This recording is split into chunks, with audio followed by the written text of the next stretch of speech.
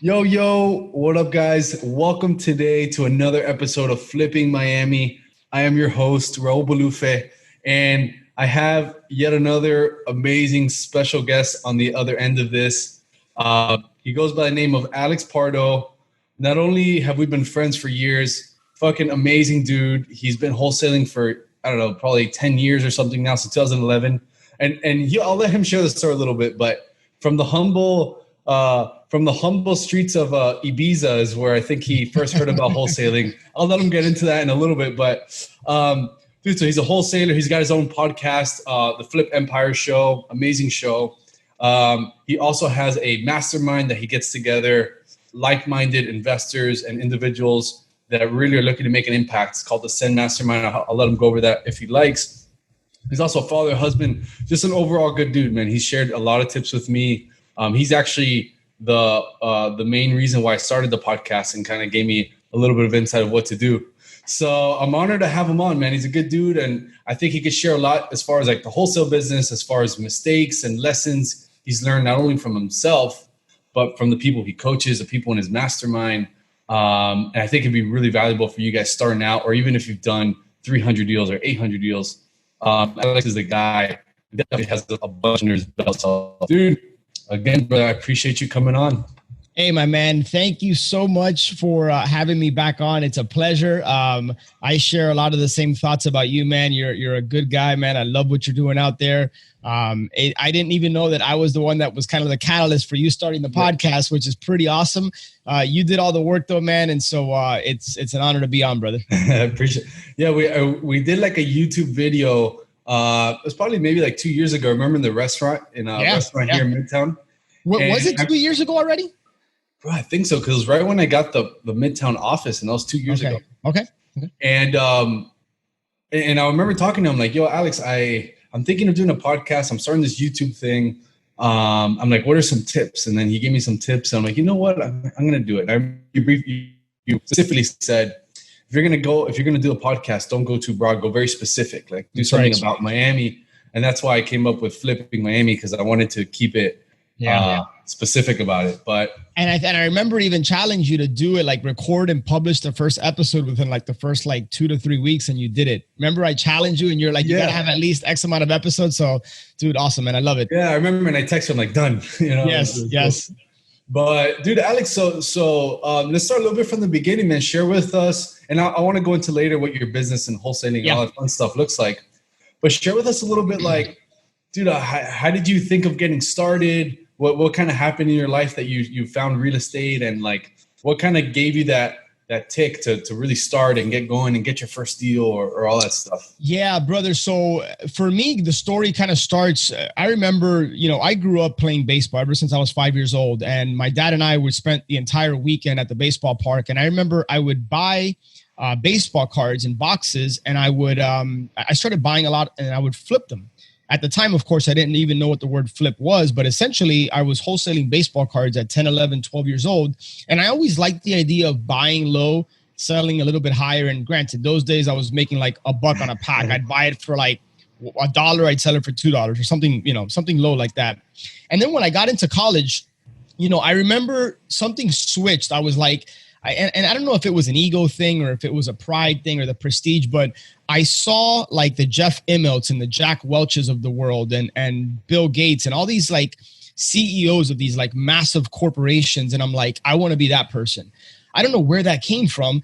And so I started in my junior year in college, I started interviewing with like Johnson & Johnson, General Electric, IBM, all these big companies. I ended up getting accepted into GE's financial management program. Quickly found out that I don't want to be working for somebody. It just wasn't for me. Long story short, I finished that 2-year program. I went backpacking around Europe and I started to educate myself. I bought Carlton sheets, no money down. So I started to learn about real estate. Didn't he pass away recently? He did. Yeah. I think like, 6-7 months ago or something. Yeah. So I bought his course. I bought Rich Dad Poor Dad, obviously like so many other people. And I started to learn about assets and liabilities. And I started to learn the power of real estate and the fact that you could build a lot of wealth through real estate. And so I remember when I was a kid and I started to just educate myself, and I found out about wholesaling. I was in Ibiza. And a friend of mine, a mutual friend of ours, Ray Gonzalez, he sent me an email and he was like, hey, this guy, Dave Lindahl, is doing this, what's called the Marketing for Deals boot camp. And dude, you got to, at this point, I had been backpacking around Europe for 3 months with a couple of buddies. I financed the entire trip on my credit card. Like it was like $7,000. And at the time, $7,000 was a lot of money. I was basically in debt, $7,000. And it was $997 to attend this weekend boot camp. I was like, $1,000 to attend an event about like, it was called Marketing for Deals. I didn't even really know what that meant. But I knew I had to do something. My trip was about to be over and the going back and getting a job was not an option for me. I just knew I wanted to go out and do my own thing. So I said, screw it. I put the $997 on my credit card. That was in August of 2005. October, I attended this weekend event. And basically what happened was I learned how to market to distressed sellers. I learned how to go out and send direct mail to people that were, needed to sell a house at a discount. And I remember I was in that event, Raul, and I couldn't wrap my head around why would somebody sell their house at 50, 60 cents on the dollar? Like I couldn't wrap my head around that. Like it's such a big asset. Why would somebody sell it at such a deep discount? I quickly found out that you're not in that person's shoes and that we provide a valuable service as wholesalers, as real estate investors to these people. So, dude, I got home. I plucked out one of the letters that came in the manual. It still had like, it's funny because I plucked it out and I remember making copies of it and you still see the 3-ring, like the black holes of the 3-ring binder. And I started hand addressing envelopes and stamping and stuffing like about 300 letters. I signed up for a service called Foreclosures Daily at the time. I got a list of people in pre-foreclosure in Miami and I literally just started like sending out mail to people in pre-foreclosure. Phones started to ring. I didn't have a script. I didn't know what the hell I was doing. I fumbled my way through the process. I set up some appointments. And my third appointment, I get to the house. I walk inside. The house was a disaster. These people, at the time, the house was, so this is in the Cutler Bay area, Richmond Heights, Cutler Bay. Yeah. The house was probably worth, I don't know, man, 170, 180 at the time. And long story short, I ended up contracting the property for, I think it was 113, 114. It was a short sale. Nice. So my first deal was a short sale. Wow. I was scared. I didn't know what to do. I picked up the phone. I called my buddy Ray, who had been doing real estate a little bit before me. And him and I partnered on the deal.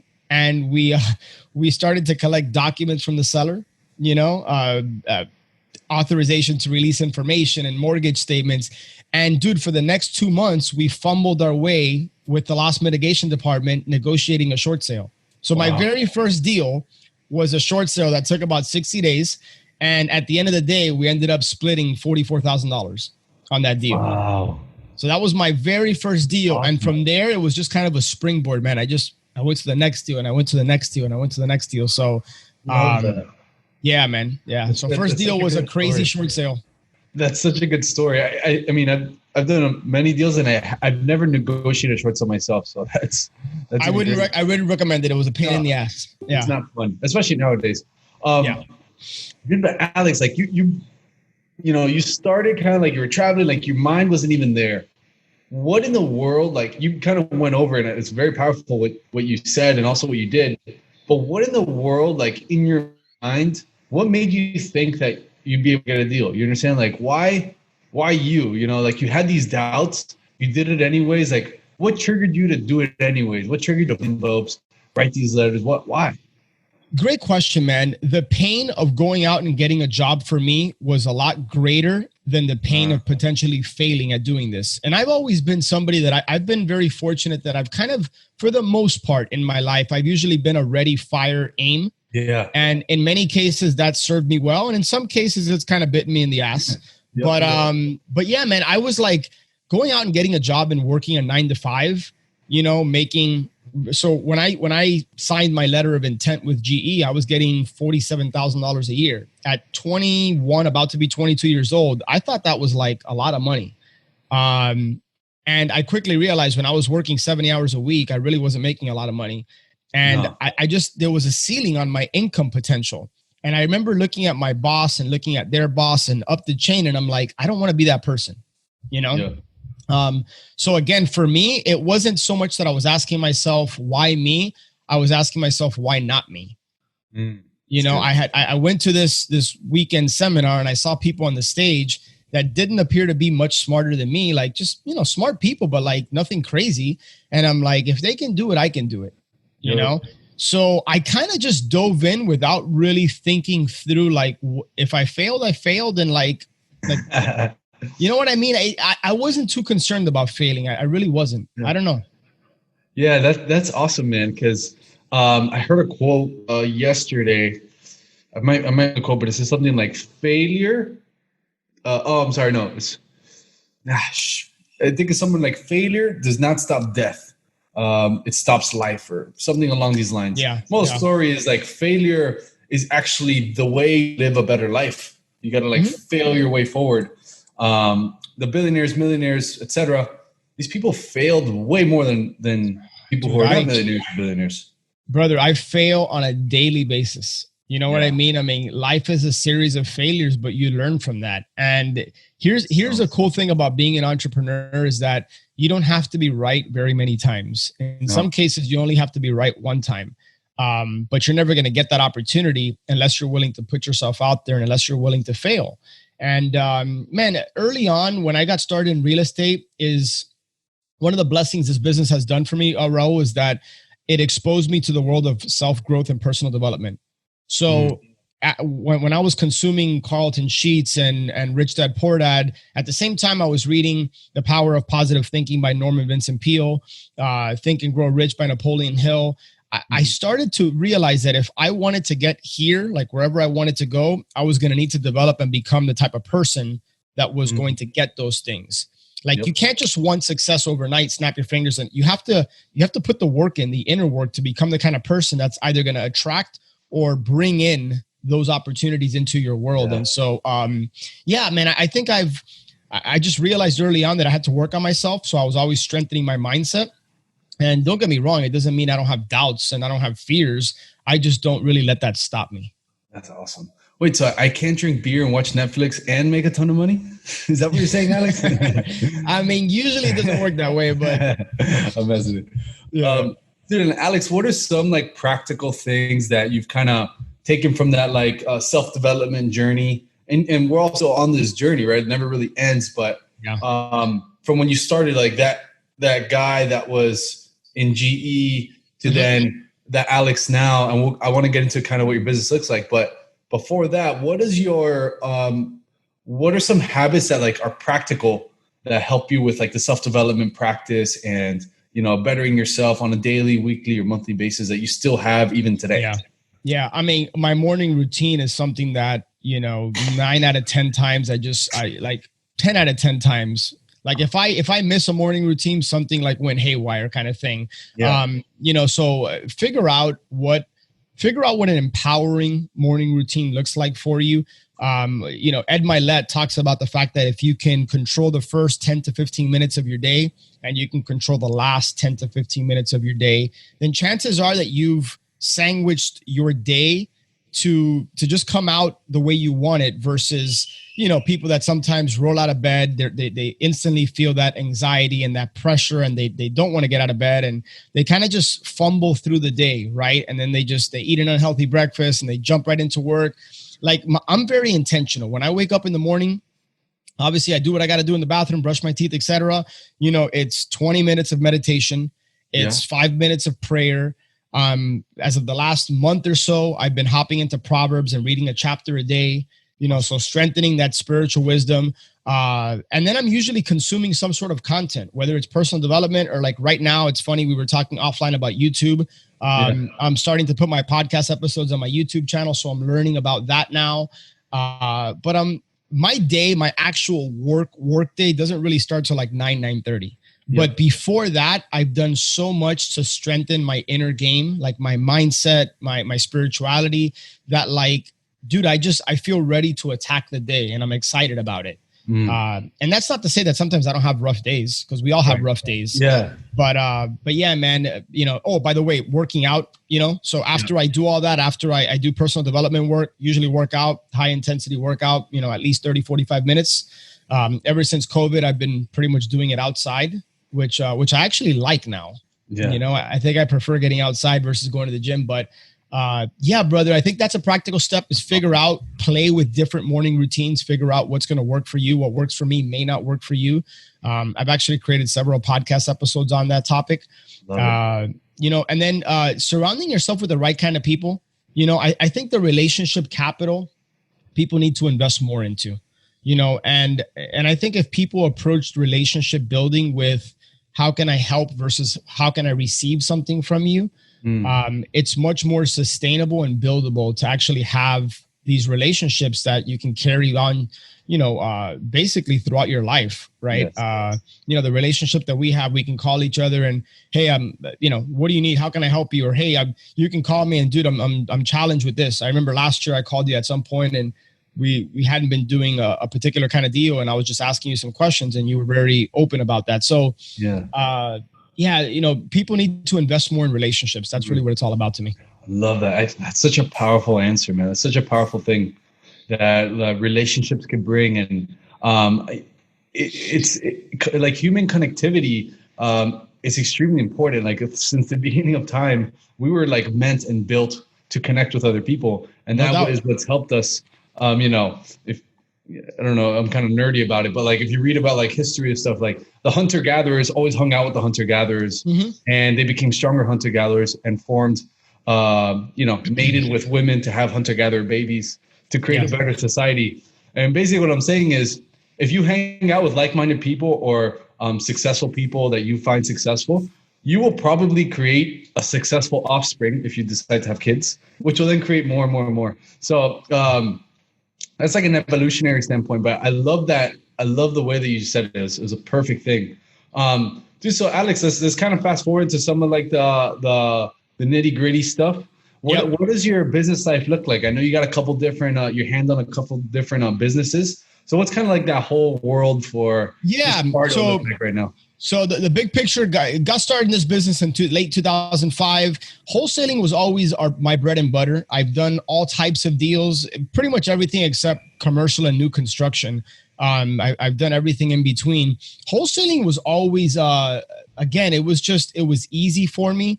It's a vehicle where you can produce a lot of cash and there's little to no risk. It's a marketing business, really what it is. So I've been wholesaling for the last 15 years. In 2011 is when I started to realize that, hey, I'm getting burned out, like wearing all the hats. As you know, wholesaling it's a simple business, but it's not necessarily easy. It's a hustle, man. It's a hustle. It's a transactional business. And so in 2011, I started building a team. And then up until last year, my team got to 8 or 9 people it was. And my overhead like ballooned. And I quickly realized that, you know, that's not the vision I had for my business, you know, and I know, you know, you had a bigger team than I did. I remember last year, right? Or maybe you still do. No, we're down to 4 people now. Okay. Well, I'm the same. I took my team down from 8 to 4. So that's perfect. It's so funny. I actually wrote this question even before the interview. Cause I know you'd be perfect to speak to because you've been in this game for 15 years. And basically Alex is saying, you know, he's been in it for 15 years. He was a one-man show. He had a large team. Now he has a small, tight-knit team. What is your take on small team versus large team? Like, what are the benefits and cons of each? You know, there's a story for each, right? And it works for different people. What would you say to the newer person who just got a couple deals and has a vision to have a big team? And what would you say is like the benefits, the pros and cons of kind of each side? Yeah, dude, this is a self-awareness game, man. You got to be. And what I mean by self-awareness is like, if you want a big team and you want a big business, that's awesome. And go for it because you can get it. But first ask yourself why. Like, do you have a vision for your business? Do you know what you want because your business is meant to serve you and provide for your lifestyle. And obviously it's meant to impact others and help people. But like your business has to be more than just making money. Or do you want a big team and do you want volume to feed ego? Or why do you want that? So first get clear on that, because look, you know, admittedly, I kind of fell into the trap years ago, Raul, where I would see others building a big team and I would say like, dude, I could totally build a big team and I can do this. And that wasn't the main reason I started to go down in that direction. But I quickly realized when I was in it, this is not what I want. Like this was never the vision it was never my vision to have $50,000 a month in overhead where I'd have to close 2 deals just to break even. Right. And I have all these moving parts. So there's pros and cons with having a small team, and there's pros and cons with having a big team. So number one, just be self-aware. Why do you want whatever it is you want, whether it's a small team or a big team? Number two, if you decide to grow a big team, make sure that you surround yourself with the right people. Jim Collins in Good to Great talks about having the right people on the bus in the right seat. And I've made a ton of hiring mistakes. I've learned so much from hiring the wrong people, and hiring the wrong people is much worse than hiring no people. It just sets you back, and I'm sure you can relate to that, right?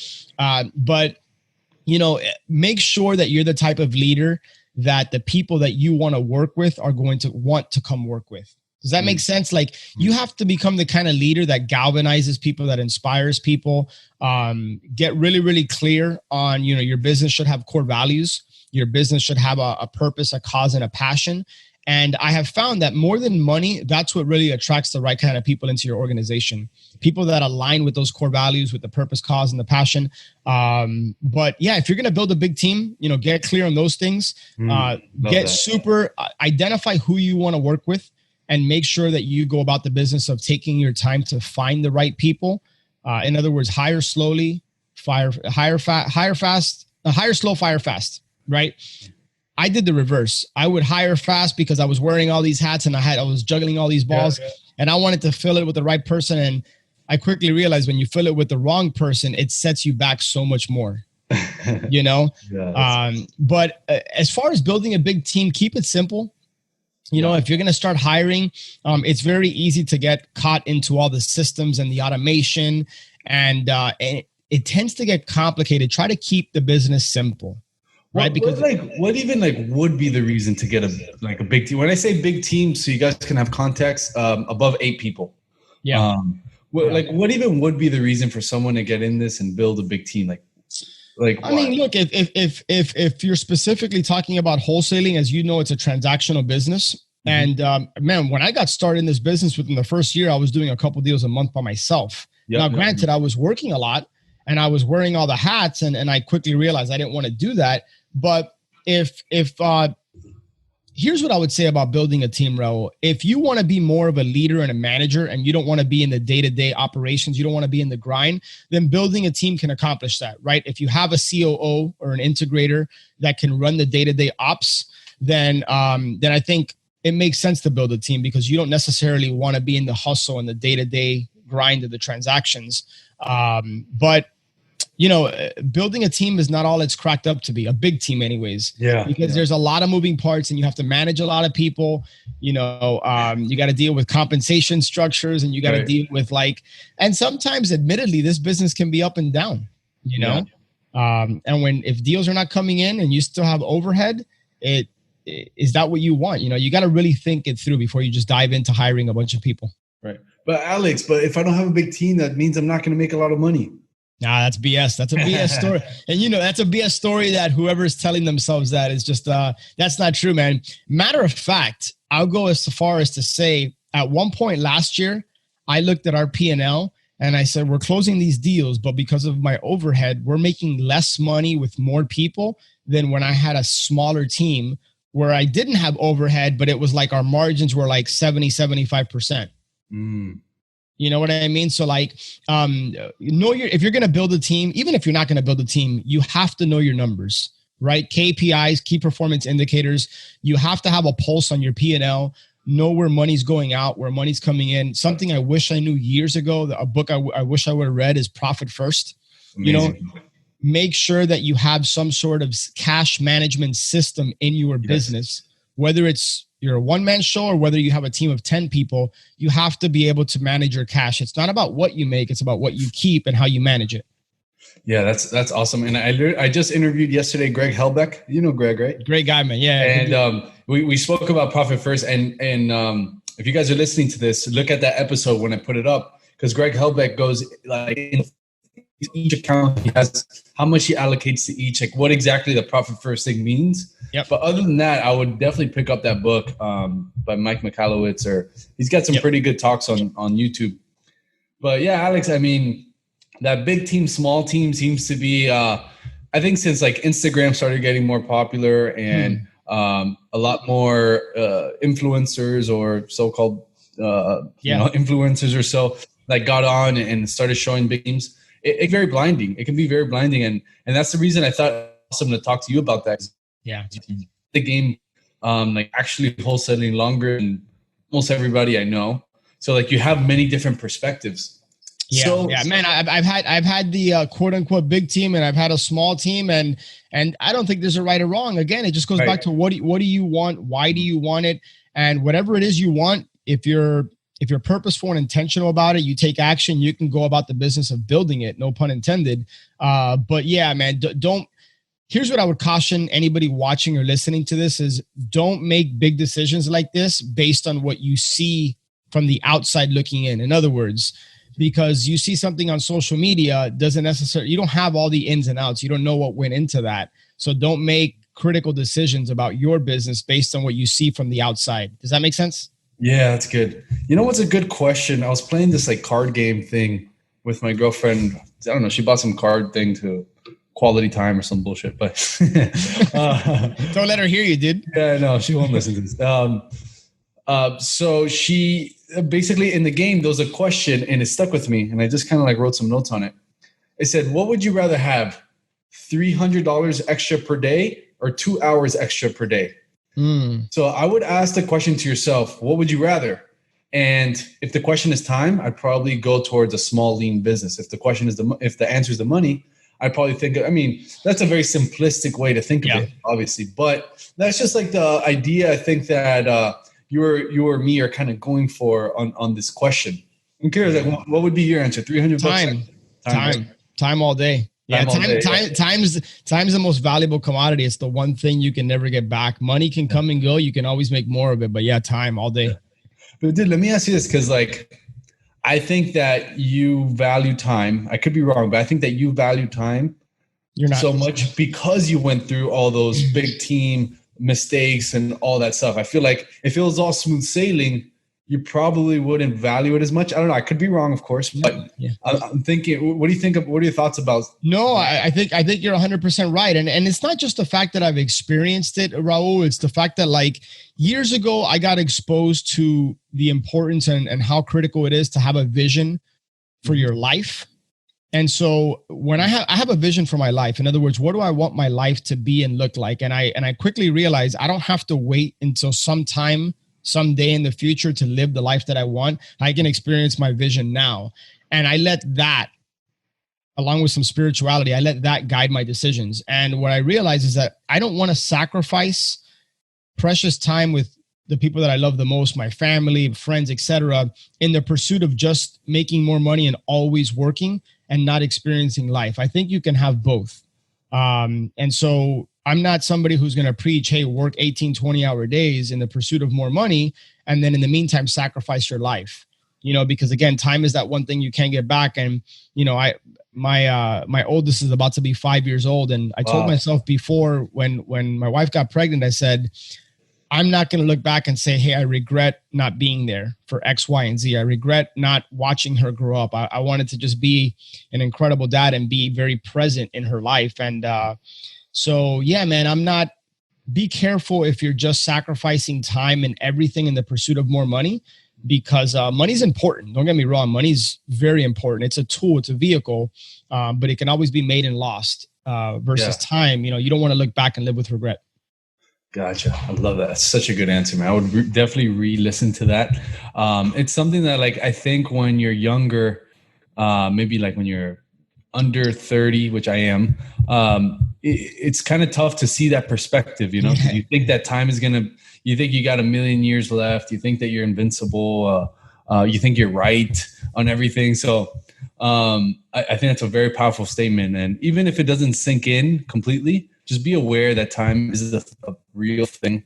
It doesn't come back. Yeah. Now, one thing I do want to say, so for anybody listening, to your point, if you're under 30, and let's say you're single, you don't have kids, you're not in a committed relationship, you don't realize how much time you actually do have. When I was single and I didn't have kids, I had all the time in the world. And that would have been the time to like go hustle. And I still want you to enjoy life, Right. but when you have kids and add responsibilities, you realize that a lot of that free time that you don't even know you have is quickly gone because you have others that depend on you and rely on you. So, you know, if you're listening to this and you're young and you don't have, go do like, put the time in, you know, like develop yourself. But I also want to encourage people, work more on yourself than you do on anything else, because that's the one thing you can never take away. Love that. Love that. Especially that's going to be my next Instagram quote. There you go. There you go. I love it. Yo, Pardo, so tell us a little bit, like, what does your wholesale business look like as far as like, what are you doing now? I mean, forget about like Corona and things are normal or a couple months back. What are some of the things that you're doing, or kind of like as far as like marketing wise, deal wise, are you doing? I don't know. Just share with the audience kind of like what's going on with wholesale for you since you've been in it for 15 years. What you've learned, what you've been into right now. Right. So from a marketing perspective, Raul, our bread and butter has always been direct mail. We've always been pretty good at direct response marketing. And so having said that, as you know, here in South Florida, it's pretty competitive, and our response rates were like by the floor, no matter what it seemed to do with whatever we would tweak with our copy and our letters and our postcards. Nothing, man. So it's challenging. And while it's still ROI positive, the last 6-8 months, we've been leaning heavily on text message marketing. Okay. So text message marketing has done very well for us. As you know, because we recently started a group, South Florida Smart Real Estate Investors and Wholesalers, we're putting more of an emphasis and a focus on collaboration and joint ventures. Matter of fact, I think you're going to be part of that call. We have a mastermind call today at 1 p.m. And you know, collaboration over competition. Like, regardless if you're in a competitive market or not, like there are ways to collaborate with people and put deals together, especially in this new COVID environment that we're in. I think working with the right partners is going to be critical to people's success. But yeah, man, direct mail, Sherpa. We're also leaning pretty heavily on reaching out to our database, reaching out to our network, make sure that people know what you do. Right. And that could be through social media. That could be one-on-one, one-to-many. When people think of real estate, when people think of a particular niche within real estate, whether it's a house, distressed property, whatever it is that you do, they should think of you. And if not, it's your job to make them think of you. Right. So it's one thing to deploy a lot of marketing dollars, but when you get deals, self-generated deals that come in, whether it's from the MLS, like you've always done, whether it's a referral, that's the best, right? Because that didn't cost you any marketing dollars, and it's just we're in a business where we can make a lot of money in one transaction, you know? Yeah, no, it's that's a gold nugget that I do not know why I've never seen it on a course. I've never really heard it much on podcasts of like how to reach out to your, I mean, you know, people talk about it, but even like setting up like random campaigns for your own seller list of like, hey, I know we're probably not going to buy your house, but do you have a referral? Do you have a friend? Brother, one of the questions in our script at the end, one of the last questions we always ask, and inevitably every year we do at least a couple of deals from this one question. If you talk to a seller and they're not interested in selling, which by the way is probably going to be the majority, if you're marketing for distressed sellers and motivated sellers, the majority of those people are probably not going to want to sell or going to want to sell at retail. We always ask, do you know of somebody that might have a property they're looking to sell? We always ask that question. Why? Because in my experience, whenever you connect with someone, they're going to fit into one of four categories. Number one, they have a property to sell. Number two, they want to buy a property. Number three, they're a potential lender. Or number four, they know one of the previous three. Interesting. So they're either a buyer, a seller, a lender, or they know somebody who is. So we'll always ask them, by any chance, do you know somebody that might be looking to buy or sell a property? Most of the time, admittedly, the answer is no. But every now and then, it's like, actually, I do. And they put us in contact, and it's a free lead, and it's an opportunity. Yeah. So whenever you network with people, always ask, are they buying? Are they selling? Are they a potential lender? Or do they know of someone? That's such a good tip. I never heard someone kind of like break it down so simply like that. That's a great tip, especially if you're already spending the time and the money generating the leads. It is it's just one question. I mean, it's a couple words and a question mark, you know, like it's not that bad. Dude, it's an extra 10 seconds and it can make you a lot of money every year. Dude, that's awesome. Dude, and Pardo, I've always kind of seen that you're really good at having the business work for you. Like you've created this thing for your lifestyle, and you know, you have a beautiful family, kids, wife, and you travel and you do a lot of charitable work and things. What's your take on kind of like how, you know, how people have that quote, oh, you know, I'd rather do a lot of deals, have high volume, and I'll make it up, you know, from the high volume, or the lower volume, high spreads. And it's funny, I've kind of gone full circle. I used to do high volume, low spreads. Now I'm doing similar to you. And I kind of always heard your voice in the back of my head as I was moving along. What is your take on like hearing the person that's doing 10 deals a month at like 5K each, or doing 2 deals a month at, you know, 25K each or so? You know, what is your take on that? Like what do you tell the person thinking of each scenario? Yeah. So man, for me, it boils down to quality of life. You know, it boils down to, in order to have a business that does multiple deals a month, you typically have to have a team in place. For the most part, generally speaking, you got to have a team. You got to have your systems dialed in. It's a machine. It's a process. And so you got to have, there's a lot of moving parts, and it boils down to quality of life. You know, do you have the infrastructure? Do you have the operating system? Do you have the right team in place that can do that allows you to focus on other things, or to allows you to do what you want to do and spend your time where you want to spend it? What I find is that I don't want to be the cog in the wheel. I don't want to be in the day-to-day grind just to hustle out a bunch of deals and jump from deal to deal. I would rather do low volume, high margin than high volume, low margin. Now, if you can accomplish both, fantastic. But I would much, just to make numbers simple, I would rather do 10 deals and make $1 million a year than do 100 deals because it's the same $1 million, but like there's a big difference between doing 10 deals a year where you make 100 grand a pop versus doing 100 deals a year where you make 10 grand a pop. Yeah. And why do you think like people, and like someone like me, I'm guilty of it. Why do you think people gets caught up in the volume and the 10K? You know, I think a part of it, I don't think this is the case for everybody. I don't want to generalize, but I think in some cases, social media plays a factor in that. You know, you talked about influencers, and like when you see others doing it, you can kind of get caught up in that, like, oh, volume. In some cases, I think it's ego. And I think it's like people want to beat their chest and say, I do X amount of deals a month. My question is, how much money are you actually making? And not revenue, but net income, right? There's Steve Kavanaugh, who's a buddy of mine who I run the Send with, our mastermind. He says, gross for show, net for dough. I like that. Gross for show, net for dough. And so, you know, dude, I know people in this industry that have 7-figure businesses revenue wise, but are making maybe 100 grand a year when it boils down to it. Yeah. You know what I mean? And like, I don't know about you, that's not the kind of business I want. No. And then again, on the flip side, I know people like Steve, who does, man, I don't know, maybe 10, 15 deals a year, but he does very, very well. You know what I mean? It's just a high margin business, and he keeps most of it.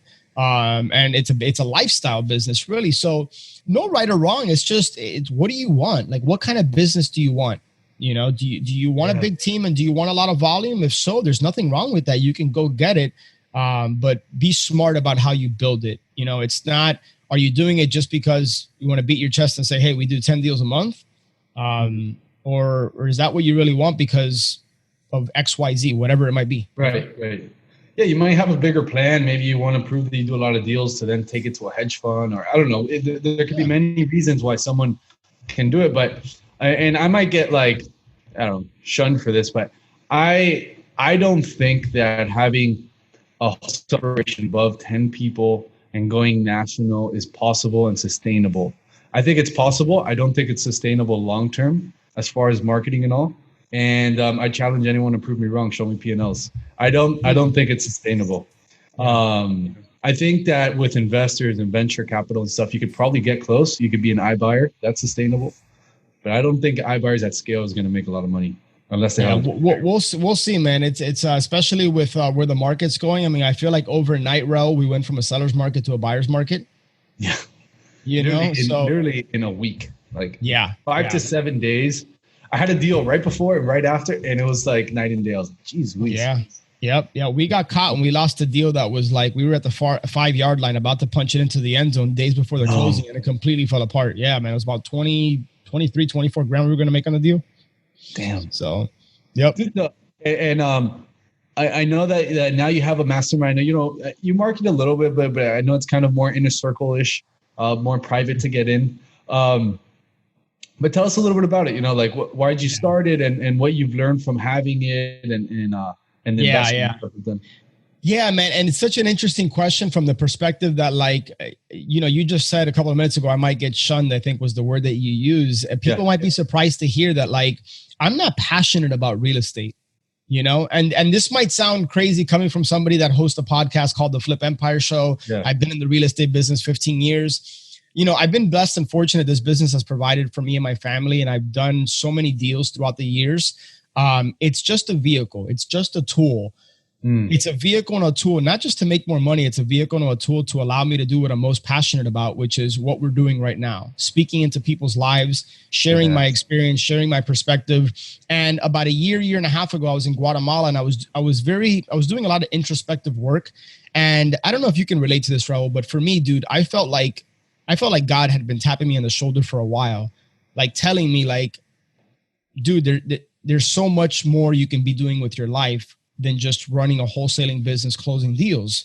And after several months of working with my coach and my mastermind, I realized that what I'm really passionate about is working with people and pouring into their lives, working with the right people.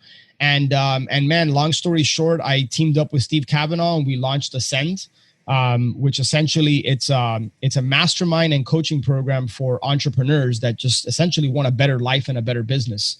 And I've gotten so much, Raul. I know you've been a part of masterminds. I've gotten so much out of coaching, and I've gotten so much out of masterminds, so much that honestly, it's changed my life. Like, I don't know where I'd be without that.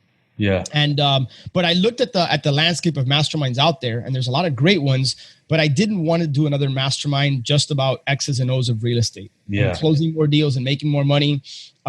So our group always starts with life. Like, what's the vision for your life? And then we go about helping people design a business, tweak or modify a business to fit the lifestyle that they want and to fit their vision.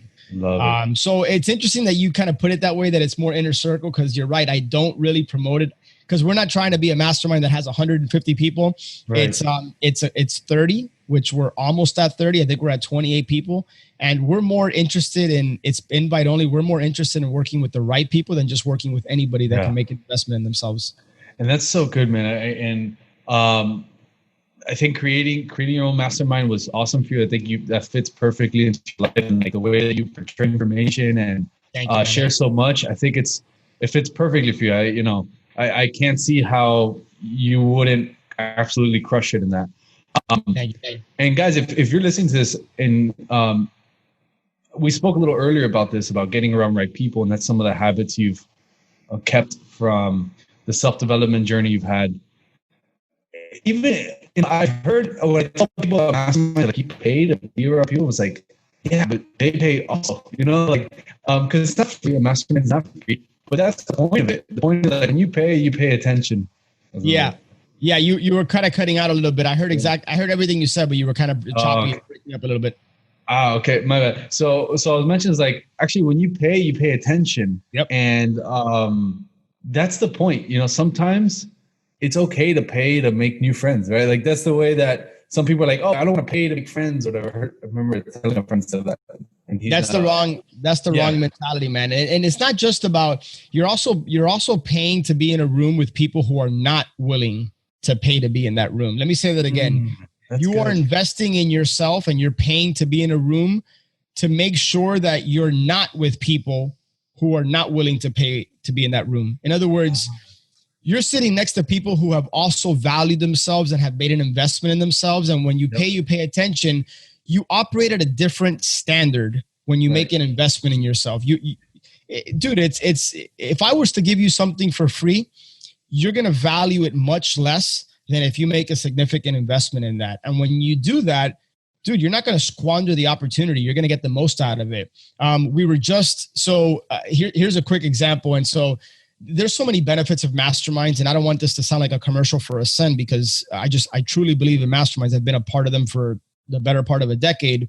We just, within the last week, we had a mastermind call last week. Somebody brought a self-storage facility in the Midwest, an opportunity to the table. And within a couple of days, they partnered with somebody else inside of Ascend, and they're taking down a self-storage facility where somebody's going to fund it, and the other person brought the deal to the table. When you're a part of the right community, not only do you operate at a higher level, there's opportunities that just like they appear so much quicker, and you have access to more opportunity and working with the right people than when you're not part of a community like that. And the last thing I'll say is, with COVID and everything else going on, I don't know about you, brother, I could not imagine navigating these waters like by myself. Yeah. You know, the fact that I could just pick up my phone and send an email and just connect with anybody in the group and basically get access to resources and answers that I probably otherwise wouldn't have had, to me is invaluable.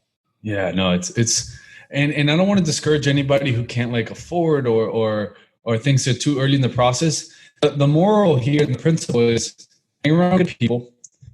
Mastermind accelerates that, because you get in a room with, in Alex's case, 28 people that are all have roughly the same visions and businesses, and are probably from different lights, but they have good mindsets. But if you can't afford something like that, dude, like a book of a person that you admire, or invest money in a seminar, etc. But the point is, get around people who are not the people, love how you said that, who are not the people who are not willing to invest money. I hope that's not confusing. Yeah, but yeah. I think it's a beautiful thing. So kind of like the last question, and then a big question, then a small question. We'll wrap this thing up. Dude, what's kind of like the next big thing for you, for Alex? Let's say after Corona, what are you excited about next? Like, what's a project you have in mind? It can be real estate related or not. And if it's kind of like, what do you find exciting? What's kind of something you're aiming towards? Well, I'll tell you, it's not so much that it's real estate related, and it got put on pause because of Corona. But this year we had 90 days of travel with my family already booked and paid for. So at the end of last year, I told my wife, I said, one of my goals is I want to be able to travel for 90 days with the family and just completely unplug for the business. And we had a good majority of that paid and booked for. And, and so the last year, so I've really been working, how do I set up the business so that it kind of runs and operates without me? And don't get me wrong, I'm not all the way there. Like sometimes I'm still involved and I'm still a part of our daily huddles.